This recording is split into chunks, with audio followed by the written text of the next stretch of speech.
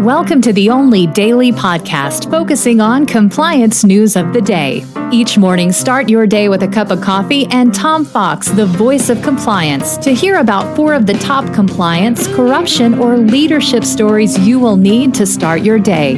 The Daily Compliance News is a production of the Compliance Podcast Network.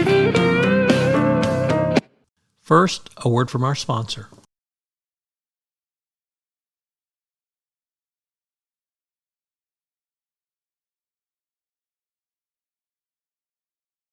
The Daily Compliance News for October 5, 2023, the Space Junk Edition.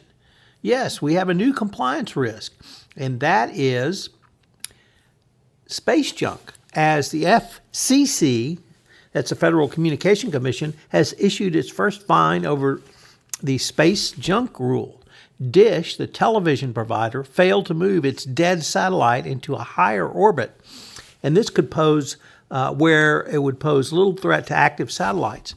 The company agreed to pay $150,000 fine for this as a part of the settlement. How many of you had space junk compliance on your bingo card for 2023? I know I didn't, but looks like it's a thing.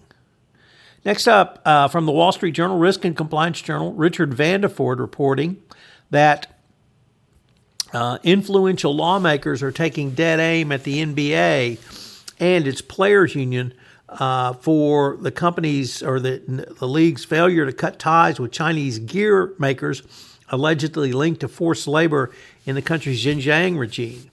This could potentially violate the Uyghur Forced Labor Prevention Act and puts the NBA in a very, very bad position. The NBA has been cozying up to China for years, and after the last dust up around China back in 2019, when then Houston Rocket general manager Daryl Morey tweeted that fight for freedom, stand with Hong Kong, several Chinese league partners suspended ties with the Rockets and the NBA. The NBA at that time said it was regrettable that the tweet had offended Chinese fans. Well, if you're doing business with companies that are using Uyghur forced labor, you need to get out. You need to get out now.